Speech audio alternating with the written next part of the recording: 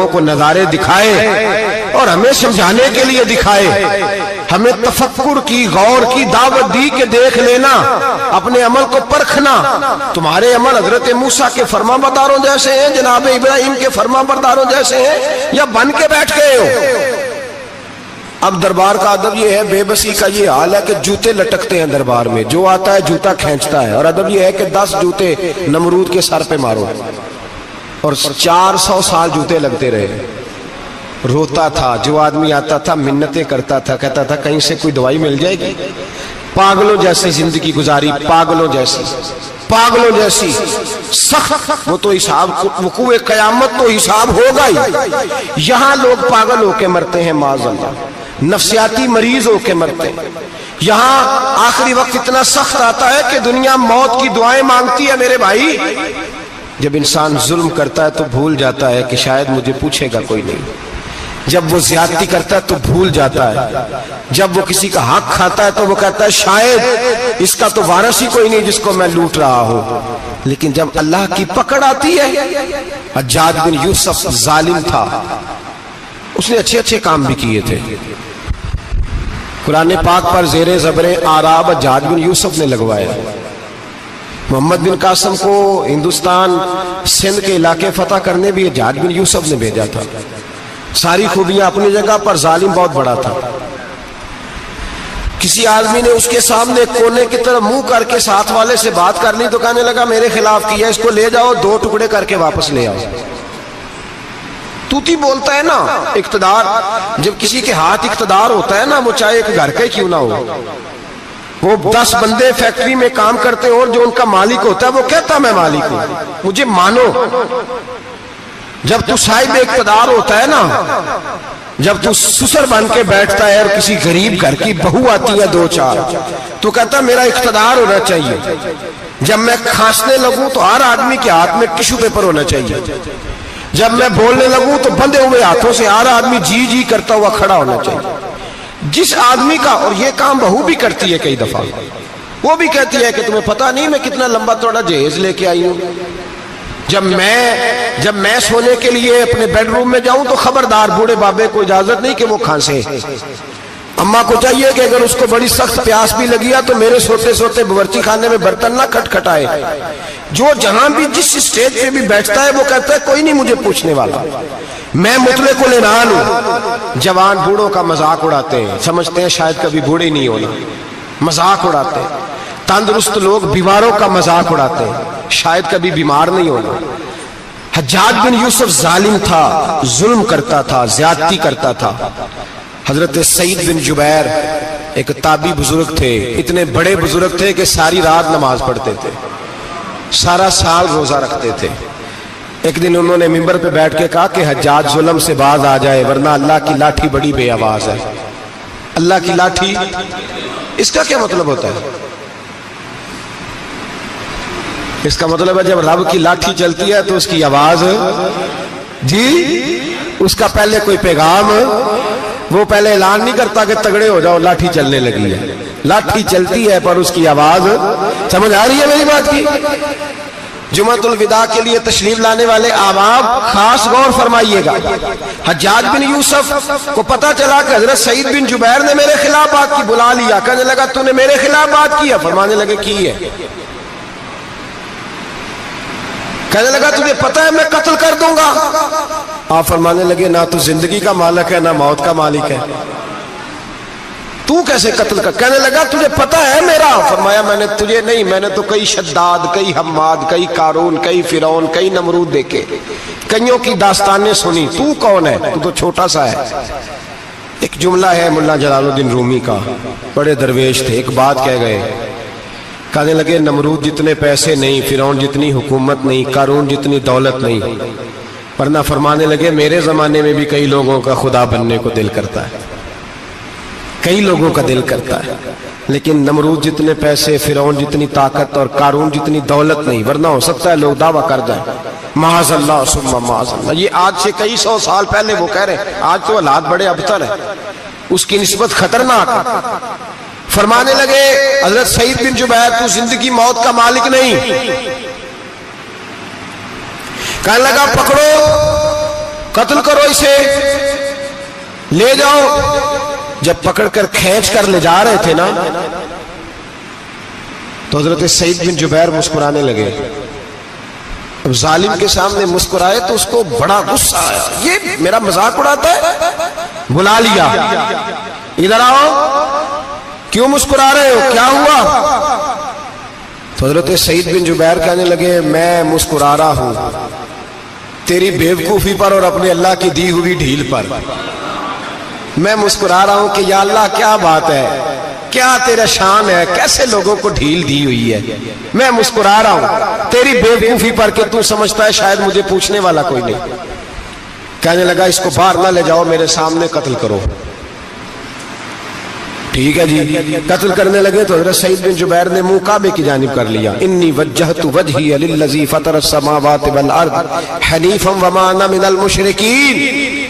جب آپ نے یہ آیتیں پڑھی نا کہ میں نے منہ کر لیا ہے اپنے رب کی جانب، کرو مجھے قتل، کہنے لگا نہیں اس کا منہ پھیرو، کعبے کی طرف ہو کہ قتل نہ ہو۔ ہے ظالم پر پاگل ہو گیا ہے۔ حضرت سعید بن جبیر کے حوصلے نے شکست دے دی، ناکام ہو گیا، مخبوط الحواس ہو، کہنے لگا اس کا منہ پھیر دو۔ جب کعبے سے پھیرا تو آپ فرمانے لگے للہ المشرق والمغرب فإنما تولى فثم وجہ اللہ۔ اللہ فرماتا ہے تو مشرق اور مغرب سارا ہی اللہ کا ہے، جدھر بھی منہ کرو گے ادھر اللہ ہی اللہ ہے، جدھر بھی منہ کرو گے ادھر اللہ ہی اللہ ہے، چاروں جانب پھیر دے، جدھر منہ پھیرنا ہے تو نے پھیر دیا منہ۔ حضرت سعید بن جبیر کے گلے پہ خنجر رکھا تو آپ نے ہاتھ اٹھائے، کہنے لگے اے اللہ میرے بعد اسے کسی اور پر مسلط نہ کرنا، میرے بعد کسی اور پر مسلط نہ، بس میں آخری ہوں۔ جب آپ ذبح ہوئے تو اتنا خون نکلا کہ لوگ کہتے ہیں جتنا اونٹ کے وجود سے نکلتا ہے، تر ہو گیا سارا اس کا دربار۔ ایک سمجھدار آدمی کو بلا کے کہنے لگا اتنا خون میں نے بڑے بندے قتل کرائے ہیں پر اتنا خون نہیں نکلا۔ تو وہ کہنے لگے لوگ مر جاتے، مرتے وقت ڈر جاتے ہیں، سہم جاتے ہیں، خون سکڑ جاتا ہے، لگتا ہے یہ شخص جب دنیا سے گیا ہے تو ڈٹ کے گیا ہے، یہ ڈٹ کے گیا ہے دنیا سے۔ حجاج بن یوسف رات کو سویا تو تڑپ کے اٹھا، کیا ہوا؟ گھر والے کہنے لگے کیا ہوا؟ کہنے لگے سعید بن جبیر خواب میں آئے اور کہتے ہیں اٹھ مجھے بتا تو نے مجھے کیوں قتل کیا، بتا کیوں مارا؟ اگلی رات پھر سویا تو وہی خواب، پھر سویا تو وہی خواب۔ گناہ نفسیاتی مریض بنا دیتا ہے، ظلم تجھے مخبوط الحواس کر دیتا ہے۔ جب تو زیادتی کرتا ہے تو اللہ فرماتے ہیں کہ تو اللہ کو بھولتا ہے، اللہ تجھے اپنا آپ بھلا دیتا ہے، پھر تو بھول جاتا ہے، پھر تو سیدھے رستے پہ چلتا ہے پر بھٹک جاتا ہے، پھر تو صحیح رستوں کا تعین کر کے بھی گمراہ ہوتا ہے، پھر تو روز وہی گاڑی چلاتا ہے پر اب جب تو بریک لگاتا ہے تو نہیں لگتی۔ جب گناہوں کے ساتھ تو مخبوط الحواس ہوتا ہے تو روز وہ کاروبار کرتا ہے، لیکن جب تیرے گناہ تجھے گھیر لیتے ہیں پھر اسی کاروبار میں تو نقصان اٹھاتا ہے۔ حجاج بن یوسف تڑپتا ہے، روتا ہے، یہاں تک کہ بیمار ہو گیا، پیٹ میں درد ہوتی ہے، پتہ نہیں کیا ہوا، تکلیف ہوتی ہے، پتہ نہیں، سارے حکیم طبیب ڈاکٹر کوئی نہ سمجھ سکا کہ بیماری کیا ہے۔ جو بیماریاں خدائی ہوتی ہیں ان کا لوگوں کو پتا، جو آزمائشیں رب کی جانب سے ہوتی ہیں وہ ڈاکٹروں کے ہتھے نہیں چڑھتی، جو تکلیفیں اللہ دیتا ہے ان کا حکیم طبیب علاج نہیں کر پاتے، مشکل، اور شفا اسی وقت ہوتی ہے جب اللہ دینا چاہے، اور جب رب ہی دینا نہ چاہے تو بڑے بڑے ڈاکٹر کہتے ہیں کہ ہمارے بس کی بات نہیں رہی۔ بغداد سے حکیم آئے، پیٹ دیکھا، کہنے لگے نہ تیرے معدے میں کوئی دقت ہے، نہ تیرے جگر میں، نہ کسی اور جگہ، ماجرا کیا ہے؟ ایک آخری علاج ہے، آخری، وہ کیا؟ گوشت کا چھوٹا سا ٹکڑا دھاگے کے ساتھ باندھ کے منہ میں ڈالا اور پھر ایک باریک سا تنکا لے کے اس کو اندر ڈالنے لگے گلے میں۔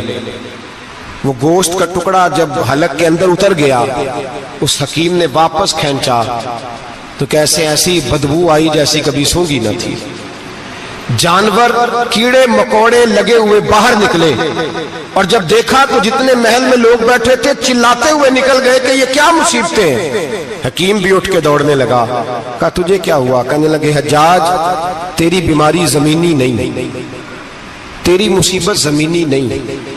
کہا میری مرض تک تم کیوں نہیں پہنچ پا رہے؟ تو کہنے لگے لگتا ہے تو بد دعا کا مریض ہے، لگتا ہے تو ظلم کا مریض ہے، تو جبر کا مریض ہے۔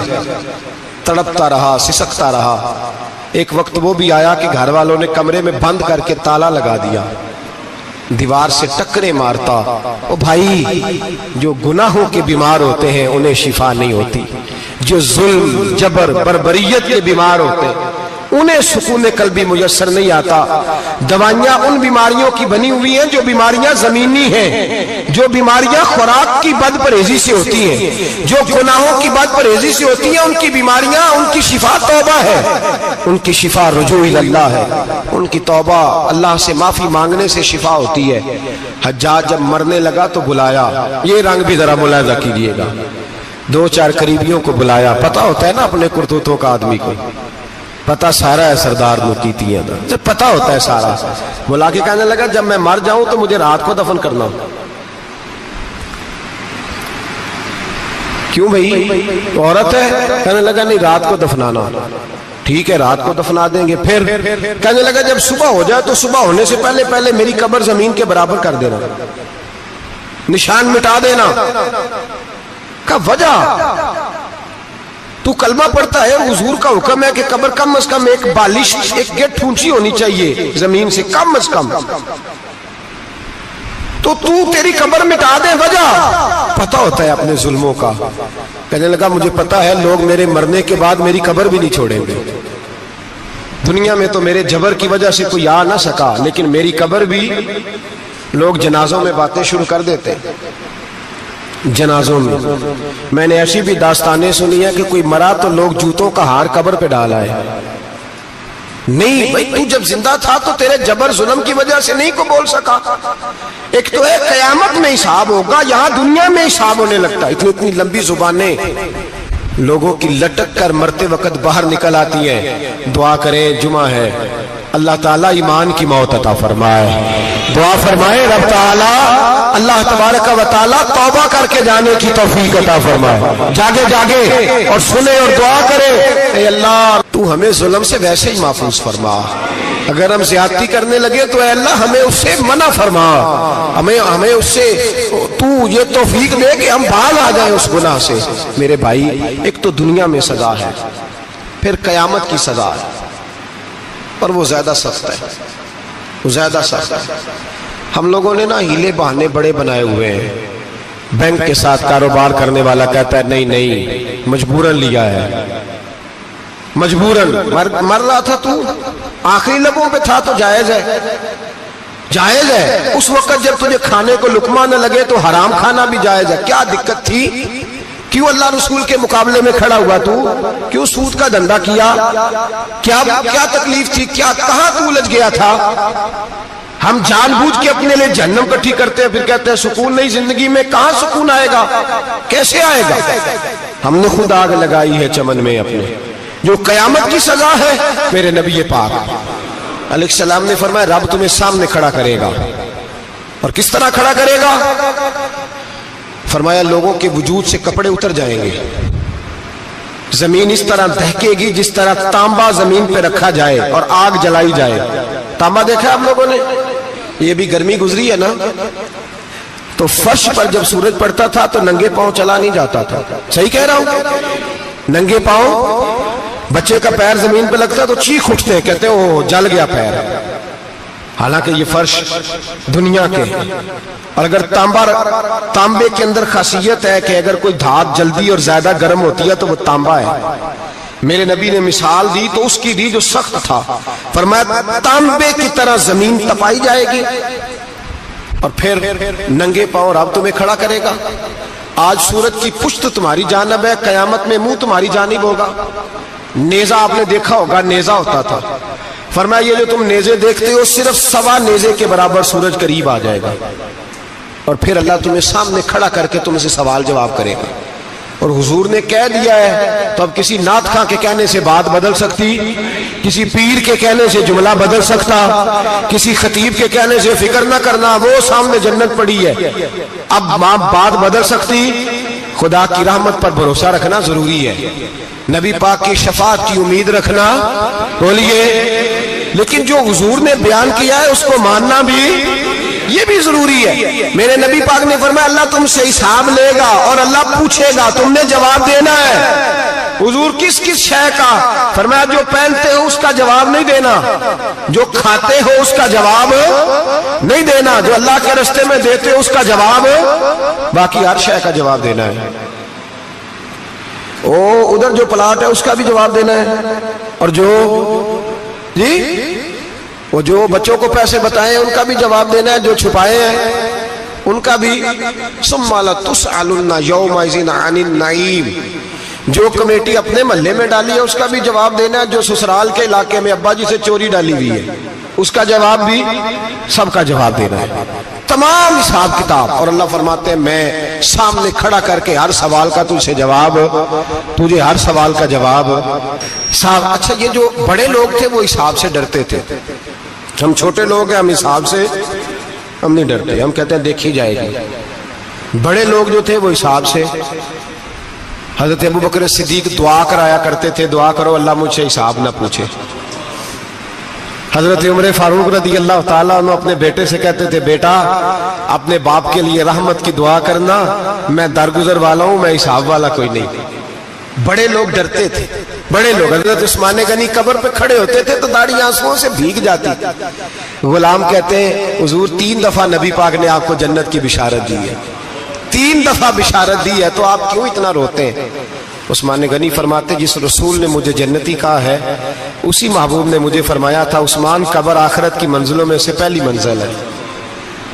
اور آپ فرماتے میرے تو کمرے میں دیا گل ہو جائے تو مجھے ڈر لگتا ہے، اس میں تو مکمل اندھیرا ہے۔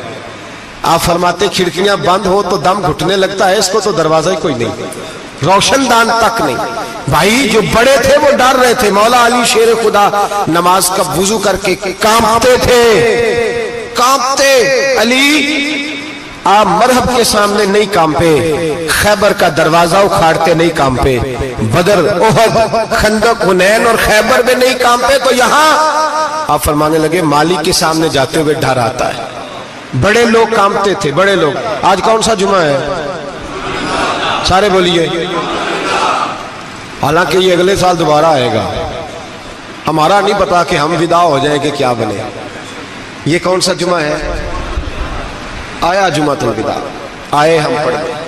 آج ایک فکر لے کر کے جانا، ایک سوچ، جہاں روز رات کو بیٹے کی ٹینشن، بیٹی کی ٹینشن، بھائی کی ٹینشن، پوتے کی ٹینشن ہوتی ہے نا، ایک ٹینشن اور اپنے آج ایک ٹینشن بڑھا لو، قبر کی ٹینشن پیدا کر لو، قیامت کی تھوڑی سی فکر کر لو، تھوڑی سی، ایک لمحے کے لیے صحیح تھوڑا خیال پیدا کرے۔ حضرت حسن بصری نام سنا ہوا ہے نا، یہ حضرت علی کے شاگرد ہیں، نبی پاک کے گھر میں آ جاتے تھے کئی دفعہ، بچے تھے جب۔ حضرت حسن بصری تابعی ہیں، فرماتے خانہ کعبہ میں عمرہ کرنے گیا، طواف کعبہ کر رہا تھا تو بڑا عجیب منظر ہوا، رات کی تنہائی ہوئی۔ اس وقت کئی دفعہ طواف بند بھی ہوتا تھا، اس لیے کہ رش کم ہوتا تھا تو رات کو سب سو جاتا۔ کہتے رات ذرا گہری ہوئی تو لوگ اپنا اپنا خیمہ لے کے جاتے تھے، اب تو ہوٹل ہے نا تو خیمے لگتے تھے، لوگ خیمہ لے کے جاتے تھے، جہاں جگہ ملتی تھی خیمہ لگا کے رہتے تھے۔ فرماتے میں رات کو سویا خیمے میں، ایک دردناک آواز آئی، میٹھی ہے دھیمی ہے پر درد بڑا ہے۔ کوئی رونے والا رو کے کہتا ہے اللہ حساب قیامت میں مجھ سے نہ لینا، اے اللہ تنہائی میں جتنا مرضی حساب لینا پر لوگوں کے سامنے نہ لینا۔ اور پھر کہتا ہے اللہ فضل تو تب کرے جب تو میرا حساب پوچھے ہی نہ۔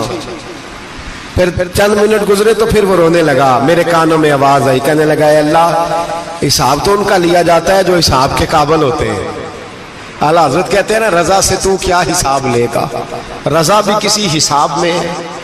اے اللہ میں قابل نہیں، مجھ سے حساب نہ لینا۔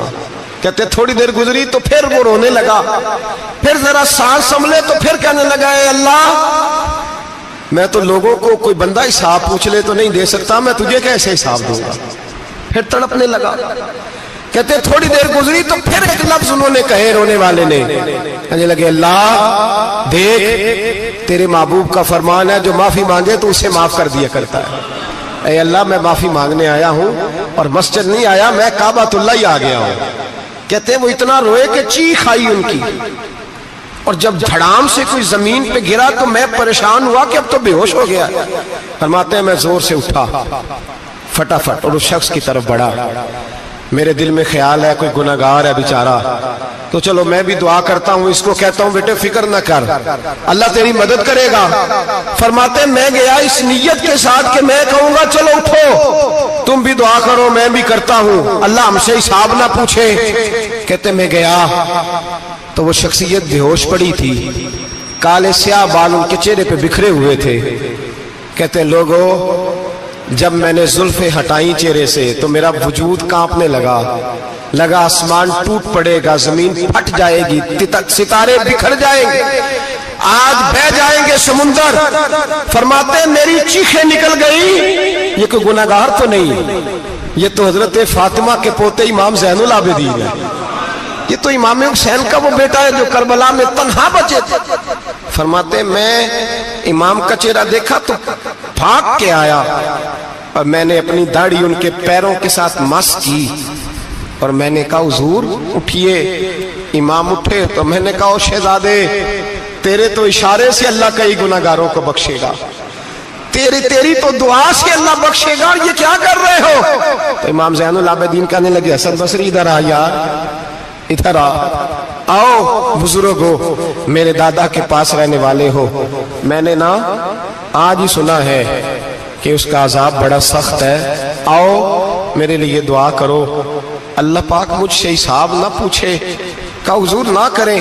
آپ فرمانے لگے تجھے نہیں پتا کچھ چیزیں ایسی ہیں کہ رب نے اگر حساب پوچھا تو میں واقعی جواب نہیں دے پاؤں گا، چل کر میرے لیے دعا۔ کہتے میں نے ہاتھ باندھے حضور میں نہیں کرتا، اٹھا کہہ۔ فرماتے میں نے ہاتھ اٹھائے، میں نے کہا اے اللہ تیرے رسول کا شہزادہ ہے، یہ تیرے رسول کا شہزادہ ہے، یہ کہہ رہا ہے تو فضل کر۔ او بھائی جو بڑے تھے وہ تو تڑپتے تھے، سسکتے تھے۔ ابو علی ہیتی کہتے خانہ کعبہ میں پتھر پہ سر رگڑ رگڑ کے کوئی بوڑھا کہہ رہا تھا اے اللہ اول تو حساب نہ لینا، اور اگر لینا تو مجھے اندھا کر کے اٹھانا، میں تیرے نیک بندوں کے سامنے شرمندہ نہیں۔ اقبال رو پڑے، اقبال کچھ لوگوں نے لکھا ہے یہ آخری ربائی ہے ڈاکٹر اقبال کی، آخری، اس کے بعد شاید اس نے کلام نے کچھ سیرت نگاروں کا خیال ہے۔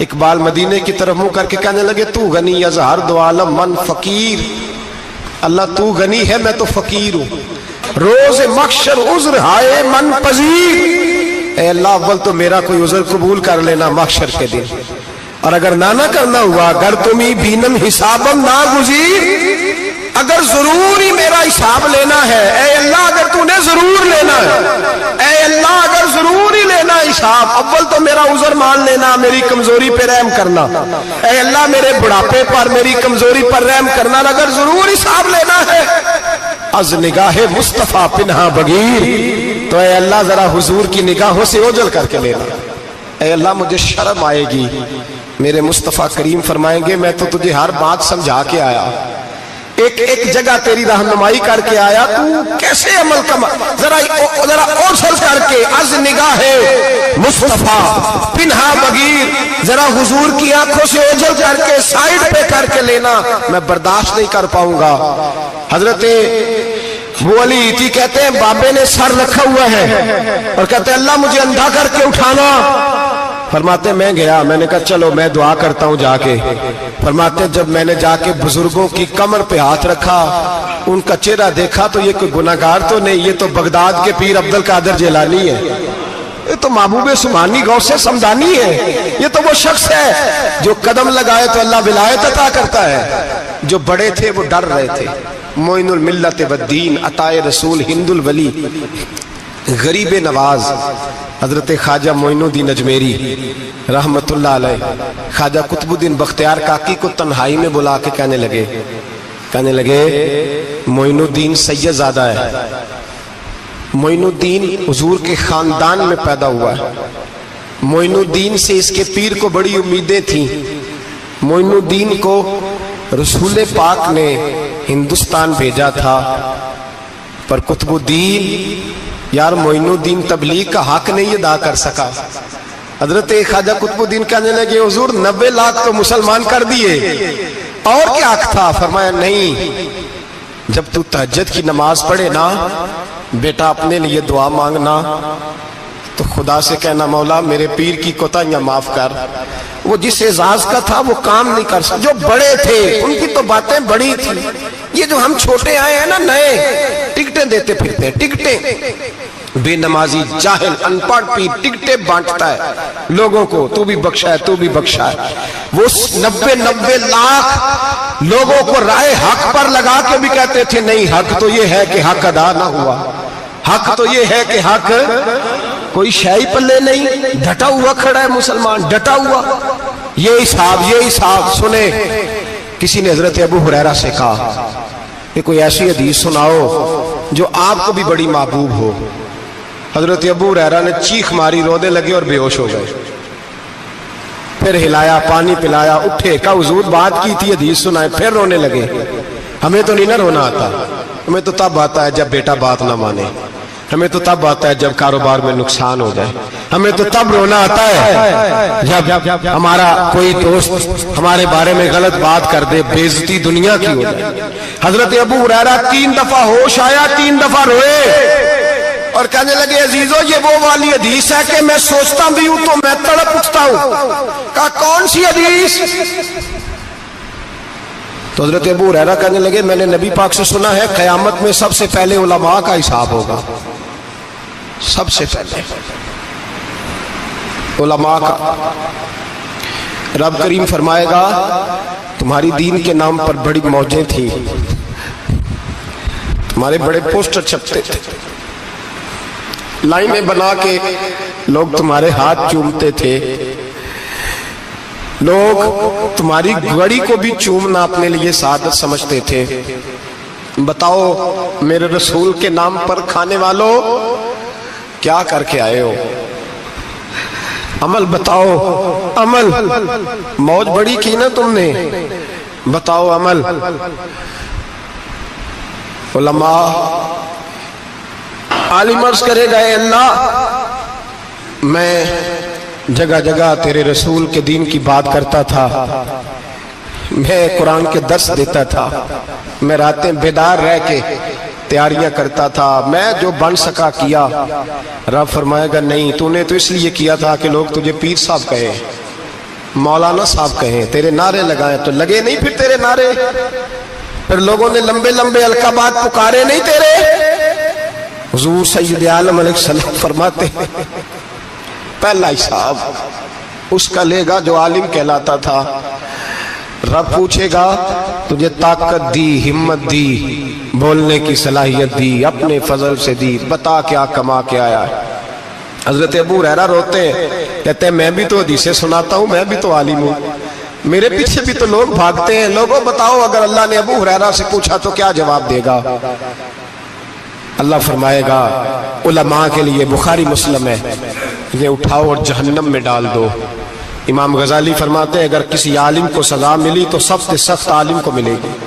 دعا فرمائیں اللہ میرے جیسے لوگوں کو ہدایت کا رستہ عطا فرمائے، اور جو کہتے ہیں سمجھتے ہیں اللہ اس پر عمل کی توفیق عطا فرمائے. فرمایا حضرت ابو ہریرہ نے دوسرے نمبر پر سخی اللہ کی بارگاہ میں کھڑا کیا جائے، مالدار. رب فرمائے گا بول کچھ ایسے بھی تھے جن کے پاس شام کی روٹی نہیں تھی، تجھے میں نے تیری تجوری بھر کے تجھے دولت عطا کی، تجھے وراثت میں میں نے مربع دیے، جائیدادیں دی. بتا وہ کچھ وہ تھے سویرے مزدوری کرنے جاتے تھے، کما کے لاتے تھے، ہزاروں روپیہ تیری بینک میں پڑا تھا، بتا کیا کیا تو نے؟ اے اللہ میں نے مسجد میں دیے، مدرسے میں دیے، 30 دن افطاریاں پکاتا رہا.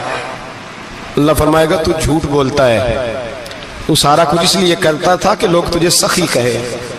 ہاں تیرا اعلان ہوا مسجد میں، لوگوں نے کہا وہ دیکھو کتنے پیسے دے رہا ہے. اس کا وہ دیکھو نام لکھا ہوا ہے ہسپتال کے ایک کونے میں کہ یہ والا بلاک فلاں سیٹھ صاحب نے بنایا.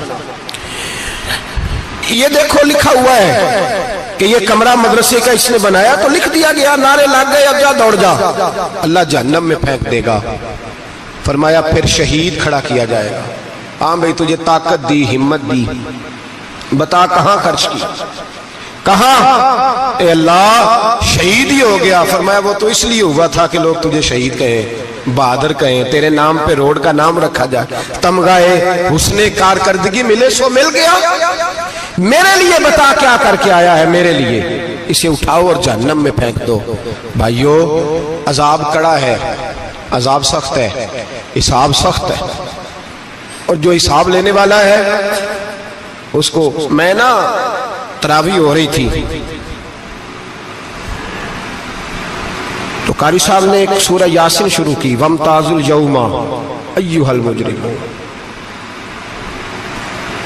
اللہ فرماتا ہے قیامت میں کہوں گا مجرم جو ہے نا وہ صفوں سے باہر آ جائے، صفوں سے باہر آ جائے. ایک ہمارے فزکس کے ٹیچر ہوتے تھے تو بڑی سخت چھڑی مارتے تھے. تو جب وہ قد بھی بڑا تھا، جلال بھی بڑا تھا، اور اصول بڑے اچھے انسان تھے لیکن سخت تھے، تو مجھے یاد آتا تھا کہ جب وہ سویرے آ کے کہتے جس نے کام نہیں لکھا وہ باہر نکل آئے. دو قسم کی چوٹ لگتی تھی. ایک تو خیال یہ آتا تھا کہ شرمندگی بڑی ہوگی کہ سارے اسٹوڈنٹ بیٹھے ہیں اور 2 3 4 ان کو کہا وہاں مرغے بن جاؤ، بڑی شرم آتی تھی. اور پھر جب وہ مارتے تھے تو اتنا سخت مارتے تھے کہ کئی دن تکلیف رہتی تھی، بتایا نہیں جاتا تھا. وہ اسٹوڈنٹ بتاتے تھے کہ یار اس سے بچو کسی بھی طریقے، اور کسی کا کام رہ بھی جاتا تھا کہتے تھے اس پیریڈ کی ڈیوٹی سبق یاد کر کے آنا ہے. سخت ٹیچر کے بارے میں تیرا میرا یہ رویہ ہے. تو یاد آ رہا تھا وہ کہہ رہے تھے نا وَامْتَازُوا الْيَوْمَ أَيُّهَا الْمُجْرِمُونَ. تو میں صف میں کھڑا تھا تو 2 قطرے میرے بہہ گئے آنسوں کے. مجھے ساتھ بچہ کہنے لگا طبیعت ٹھیک ہے. میں نے کہا طبیعت تو ٹھیک ہے، کچھ یاد آ گیا ہے کہ میدان محشر میں یہاں تو چھپے ہوئے ہیں نا عیب، چھپے ہوئے. اور بھائی رب بڑا کریم ہے، عیبوں کے باوجود نوازتا ہے.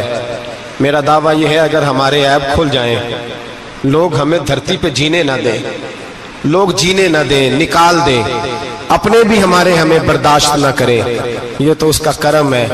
پتہ سارا ہے سردار نو کیتیاں دا، پردہ چپایا ہی تیرا پلا ہو سی. وَامْتَازُوا الْيَوْمَ أَيُّهَا الْمُجْرِمُونَ. اللہ فرمائے گا مجرم باہر آ جائے. یا اللہ کیا ہوگا؟ جب سوال جواب ہوں گے تو رب فرماتے ہیں تیری زبان پہ مور لگا کے بند کر دوں گا. تیرے ہاتھ بولیں گے، پیر بولیں گے، سر بولے گا، پیٹ بولے گا. اس وقت کی فکر پیدا کریں، ٹینشن پیدا کریں. وقوع قیامت حق ہے. اور باندھ کے نا لوگ پیر باندھ کے زور کے ساتھ باندھتے. سگا بیٹا جب قبر میں دفن کرتا ہے نا تو وہ بھی کہتا ہے وہ کونا، یہ کونا تھوڑا سا مٹی کم ہے، یہاں بھی مٹی ڈالو. پہلے لوگ روزانہ جاتے ہیں، پھر ہفتے کے بعد، پھر مہینوں بیت جاتے ہیں. کچھ قبریں ایسی بھی ہیں جن پہ کھڑے ہوں تو لگتا ہے قبریں رو رہی ہیں اور کہتی ہیں جاؤ میرے گھر والوں سے جا کے کہو کوئی پھیرا ہی لگا جائے. وہ ایک دفعہ آئے تو صحیح، کوئی مٹی نہیں ڈالتا. بادشاہوں کی قبریں روتی ہیں، سرمایہ داروں کی قبریں روتی ہیں، کوئی جاتا نہیں. اتنے موٹے سوراخ ہے قبروں میں. آپ اپنے شہر کے قبرستان پھر کے دیکھ لیں، سوراخ ہے. او بھائی حضرت مولا علی شیر خدا قبرستان گئے تو پہلے رونے لگے، پھر کہنے لگے قبروں والوں کیا حال ہے تمہارا؟ تو آپ فرماتے ہیں مردہ مجھے اندر سے بول کے کہنے لگا علی کفن پھٹ گیا، ہڈیاں ٹوٹ گئی. مال تو دے آئے تھے وارثوں کو، پر حساب ہمیں دینا پڑ رہا ہے. تو بتا پیچھے کیا حالات ہیں؟ تو حضرت علی کہنے لگے تمہاری بیویوں نے اور نکاح کر لیے، تمہارے دوستوں نے نئے دوست بنا لیے، تمہاری اولادوں نے تمہارے بغیر جینا سیکھ لیا، تمہاری جائیدادیں بٹ گئیں، تمہارا پیسہ تقسیم ہو گیا. پہلے تو کوئی تمہارا نام لیتا تھا، اب تو تمہارا ذکر ختم ہو گیا ہے. اب تو ایک دو نسل تک تمہارا ذکر تھا، اب تو تمہیں یاد ہی کوئی نہیں کرتا. کہتے ہیں لوگ یہاں کوئی رہا کرتا تھا، یہاں کوئی ہوا کرتا تھا. اب تو تم قصہ پارینہ، قصہ ماضی ہو گئے. حساب کا وقت قریب ہے، قریب آ گیا وقت. اللہ فرماتے ہیں اقترب للناس حسابهم وهم فی غفلۃ معرضون. فرمایا حساب کا وقت قریب آ گیا ہے تو ابھی بھی غافل ہے. جمعۃ الوداع ایک قائم ہونا ضروری ہے. اگر وقوع قیامت نہ ہو تو ظالم کی تو موجیں لگ گئیں. جابر تو موج کرے گا، فاسق اور فاجر تو کہیں گے دنیا میں بھی ہم اپنے اقتدار کے زور پر جیتے رہے، آج بھی ہمیں پوچھنے والا کوئی نہیں. عقلاً نقلاً قیامت کا قائم ہونا ضروری ہے. قیامت قائم ہوگی تو مظلوم کو اس کے ظلم پر داد رسی کی جائے گی اور ظالم کو سزا ملے گی. ایک آدمی ساری زندگی دنیا کے اندر لوٹ مار کرتا رہا، دھوکہ فریب فراڈ کرتا رہا، اس کی راتیں شراب و کباب میں گزر گئیں، وہ مرے اور بات ختم ہو گئی. ٹھیک ہے موج کر کے چلا گیا. ایک آدمی ساری زندگی اس نے اللہ تبارک و تعالیٰ کی رضا کے لیے اپنی نظر کی حفاظت کی، زبان کی حفاظت کی، یہاں تک کہ دل کی بھی حفاظت کی، وہ بھی مرے تو معاملہ ختم ہو گیا. اس طرح تو پھر سرکش کا کچھ بنے گا ہی نہیں. نظام زندگی ساری اس کی سوچ ختم ہو کے رہ جائے گی اگر قیامت قائم نہیں ہوتی. قیامت کا قائم ہونا حق ہے. اس لیے قرآن مجید نے ایک جگہ پہ نہیں 20 جگہ پہ یہ بیان فرمایا ہے کہ قیامت ضرور قائم ہوگی. قیامت اور وہ قائم ہو کر اپنے سارے لوازمات سمیت قائم ہوگی. میرے نبی پاک صلی اللہ علیہ وسلم نے فرمایا مظلوم کو حق ملے گا، ظالم کو سزا ملے گی. جابر اس دن اللہ کی بارگاہ میں رسوا کیے جائیں گے، جن پر جبر کرتے رہے انہیں اللہ کے حضور سے عطا کیا جائے گا. قیامت کا وقوع ہونا ضروری ہے اور قیامت تو جب قائم ہوگی تب ہوگی. دنیا میں بھی ایسا ہوتا ہے. ظلم کا انجام ٹھیک نہیں ہوتا، جبر کا انجام، جھوٹ کی زندگی لمبی نہیں ہوتی. دھوکے، فریب، فراڈ، ملمہ سازی، ان چیزوں کی عمریں اللہ نے تھوڑی رکھی ہیں. وقتی طور پر ظالم کو، دھوکے باز کو، جابر کو جو مہلت ملتی ہے وہ سمجھتا ہے میری سیاست کام کر رہی ہے. وہ سمجھتا ہے میں بڑا دانا ہوں، بڑا چالاک ہوں، دیکھ لو اتنے ظلم کے، جبر کے، دھوکے کے باوجود بنا ہوا ہوں. حالانکہ اللہ کی طرف سے اسے مہلت ملتی ہے اور بڑا ہی مہربان ہے. مہلت اس طرح دیتا ہے کہ میرے نبی پاک علیہ السلام نے فرمایا جب میرا مسلمان نیکی کرتا ہے تو اللہ فرشتوں سے فرماتا ہے 70 گنا بڑھا کے لکھ لو اس کی نیکی. 70 گنا. اور جب گناہ کرتا ہے تو اللہ فرماتا ہے ٹھہر جاؤ ابھی لکھنا نہ، اسے ٹائم دو. یا اللہ کتنا؟ فرمایا 24 گھنٹے تو دو، ہو سکتا ہے توبہ کر لے. یہ اس کی مہربانی ہے. اب وہ جو اللہ نے مہلت دی ہے نا کہ شاید توبہ کر لے، لوگ سمجھتے ہیں میری چالاکی کی وجہ سے نظام سیٹ چل رہا ہے، میں بڑا تیز ہوں، 2 4 5 باتیں بولتا ہوں سب صحیح ہو جاتا ہے. لوگ اس کو اپنی دانائی سمجھ لیتے ہیں، حالانکہ وہ اللہ کی طرف سے. فرعون نے کئی 100 سال حکومت کی اور اس طرح اس نے ظلم کیے کہ لاکھوں اور ہزاروں بچے قتل ہی کرا دیے. 12,000 عورتوں کے پیٹ میں حمل تھا اس نے ضائع کرا دیا. جب حضرت موسیٰ علیہ السلام اپنی قوم کو لے کے نکلے، رستے میں دریا آ گیا، فرعون پیچھے لگا ہوا تھا. وَإِذْ فَرَقْنَا بِكُمُ الْبَحْرَ فَأَنْجَيْنَاكُمْ. اللہ فرماتے ہیں تمہارے لیے میں نے دریا کو پھاڑا اور تمہیں نجات دے دی. وَأَغْرَقْنَا آلَ فِرْعَوْنَ. اور فرعون کو غرق کر دیا. وَأَنْتُمْ تَنْظُرُونَ. تم کھڑے دیکھ رہے تھے. اب جب حضرت موسیٰ دریا کے کنارے پہنچے تو فرعون بھی پیچھے آیا. فرعون لوگوں سے کہا کرتا تھا کہ میں کہتا ہوں تو دریا چلتا ہے، میں کہتا ہوں تو ہوائیں آتی ہیں، میرے حکم کے پابند ہے سارے. جاگ رہے ہیں نا آپ حضرات، غور فرمائیے گا بات پر. دعویٰ تھا اس کا کہ میں کہتا ہوں تو نظام زندگی چلتا ہے. اب جب دریا کے کنارے پہنچی حضرت موسیٰ علیہ السلام تو اللہ نے حکم دیا کہ آپ عصا ماریں. جناب موسیٰ نے عصا مارا، 12 رستے بن گئے. اب حضرت موسیٰ کی قوم گزر رہی تھی تو فرعون سے پوچھنے لگے کہ تو کہتا تھا میرے حکم سے چلتا ہے، تو وہ تو حضرت موسیٰ نے ڈنڈا مارا ہے تو رستہ بن گیا ہے۔ باز نہیں آتا انسان باز بنے بڑے ہیں اس کے پاس، بڑی دلیلیں ہیں، جھوٹ سچ بول کے اپنے آپ کو مطمئن کرتا ہے، آخر دم تک تبدیل ہونے کو تیار نہیں ہوتا، دلیلیں گھڑتا رہتا ہے، بناتا رہتا ہے، شور کرتا ہے جان بوجھ کے۔ بھئی تو کہتا تھا میرے چلانے سے چلتا ہے، تو باز ابھی بھی نہیں آیا۔ کہنے لگا میں نے ہی حکم دیا ہے کہ ذرا پھٹ جا، مجھے یہ زندہ چاہیے۔ باز رسی جل گئی بال، کہنے لگا میں نے ہی کہا ہے دریا کو کہ یہ مجھے زندہ چاہیے، میرے بھاگے ہوئے ہیں تو اس لیے پھٹا ہے، تو آؤ میرے ساتھ دریا کراس کریں۔ تو پتا تو ان کو بھی تھا نا جتنا تو رب بنا ہوا ہے، پتا تو تھا، سارے جانتے تھے۔ کہنے لگے تو پہلے کراس کر، اگر تو بچ گیا تو ہم بھی پیچھے آتے ہیں۔ اب چاروں ناچار۔ ایک روایت تو یہ ہے کہ یہ جب خدائی کا دعویٰ کرتا تھا نا، تخت پہ بیٹھا ہوتا تھا، تو ایک دن حضرت جبریل آئے اس کے پاس انسانی شکل میں، تو کہنے لگے میں بڑی دور سے آیا ہوں تو ایک مسئلہ پوچھنا تھا۔ کہا پوچھو۔ کہنے لگے ایک غلام تھا کسی بادشاہ کا، تو بادشاہ نے اسے تھوڑی دیر کے لیے ایک علاقے کی سربراہی دے دی۔ کتنی دیر کے لیے؟ کتنی دیر کے لیے ہمیں سربراہیاں ملتی ہیں؟ کیوں جی؟ تھوڑی دیر کے لیے ملتی ہے نا، تھوڑی دیر کے لیے سربراہی دے دی ایک غلام کو۔ ذرا بات کو سمجھیے، حضرت جبریل پوچھتے ہیں، کہتے ہیں سربراہی مل گئی،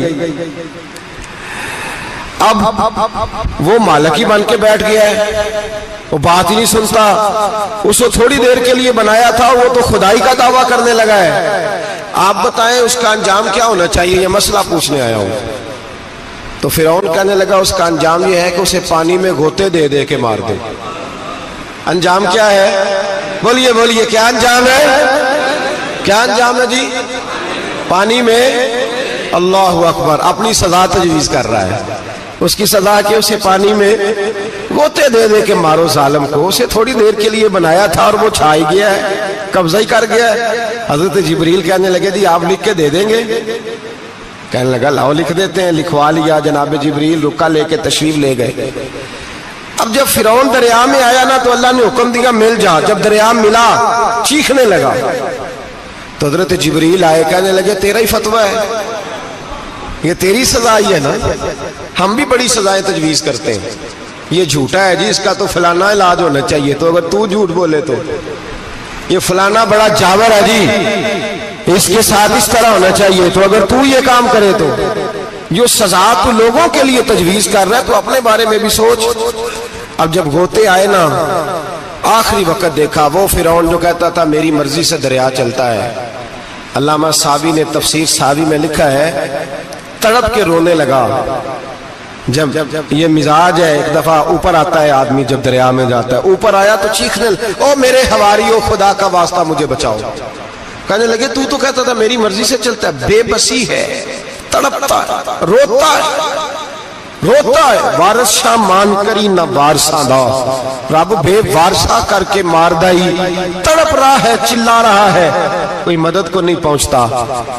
اب جب آخری غوطہ آیا تو کہنے لگا آمنا بے رب موسیٰ و ہارون، میں موسیٰ کے رب کو بھی مان گیا، ہارون کے رب کو بھی۔ اللہ نے فرمایا نہیں اب تیرا ماننا قابل قبول ہے، اس وقت ماننا تھا جب تجھے مہلت دی تھی، جب تو جوان تھا۔ بڑھاپا آتا ہے، بیماری آتی ہے، جوان آدمی بیماری کا شکار ہوتا ہے تو کہتا ہے یا اللہ ایک دفعہ صحیح کر دے میں ساری پڑھا کروں گا، ایک دفعہ ٹھیک کر دے میں مسجد میں رہوں گا، میں اگلے سال اعتکاف بھی کروں گا، میں ساری تراویحیں پڑھوں گا۔ تو اس وقت پڑھنی تھی جب تجھے مہلت دی تھی، اس وقت پڑھنا تھا جب اللہ نے تجھے آسانی دی، زندگی دی۔ اگلا وقت یہ حال ایک کا نہیں ہوا، نمرود کو دیکھ لیں، حضرت ابراہیم علیہ السلام کو کہتا تھا میں رب ہوں، آپ نے فرمایا رب تو وہ ہے جو زندہ کرتا اور مارتا ہے۔ ایک موت کا قیدی بلایا، کہنے لگا ہاں بھائی کتنے دن رہ گئے تھے پھانسی میں؟ کہنے لگا جی پرسوں ہونی تھی، کہا جا تجھے آزاد کیا، لو میں بھی